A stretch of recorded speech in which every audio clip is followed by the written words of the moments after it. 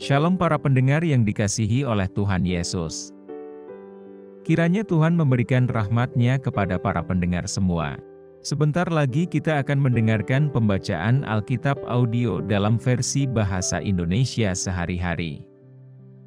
Siapkan hati saudara. Hakim-Hakim pasal 3. Bangsa-bangsa asli yang dibiarkan tinggal di Kanaan. Inilah bangsa-bangsa yang dibiarkan Tuhan tinggal untuk mencobai orang Israel itu dengan perantaraan mereka, yakni semua orang Israel yang tidak mengenal perang Kanaan. Maksudnya hanyalah supaya keturunan-keturunan orang Israel yang tidak mengenal perang yang sudah-sudah dilatih berperang oleh Tuhan.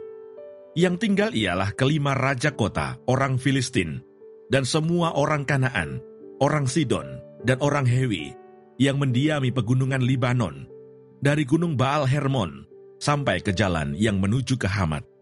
Mereka itu ada di sana, supaya ia mencobai orang Israel dengan perantaraan mereka untuk mengetahui apakah mereka mendengarkan perintah yang diberikan Tuhan kepada nenek moyang mereka dengan perantaraan Musa.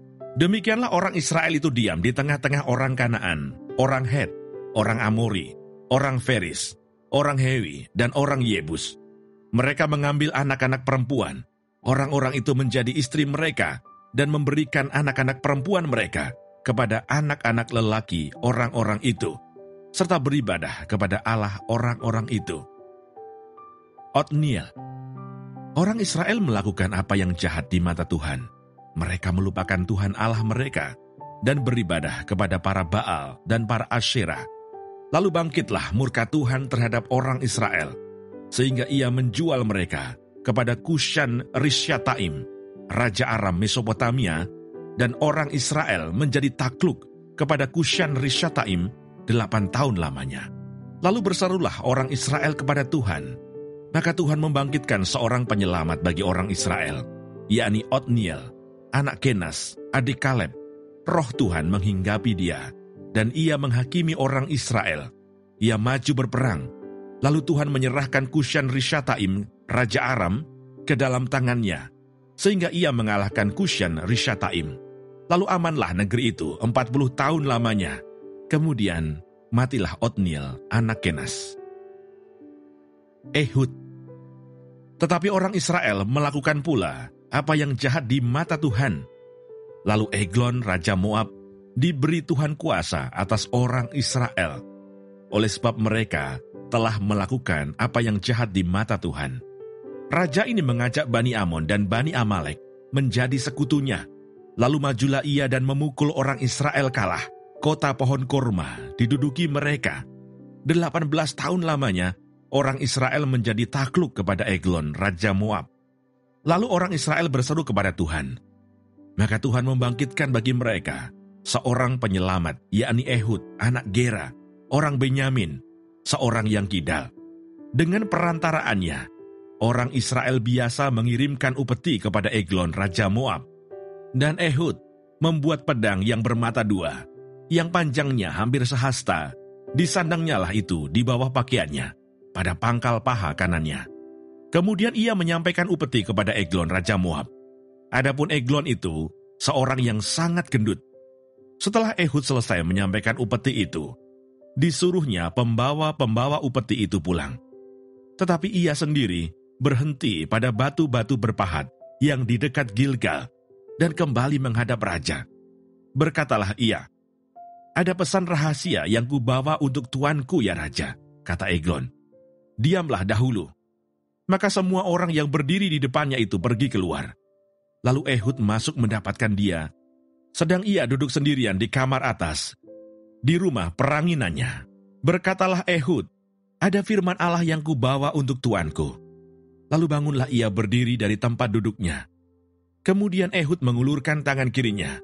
Dihunusnya pedang itu dari pangkal paha kanannya, dan ditikamkannya ke perut raja, sehingga hulunya beserta mata pedang itu masuk. Lemak menutupi mata pedang itu, sebab pedang itu tidak dicabutnya dari perut raja.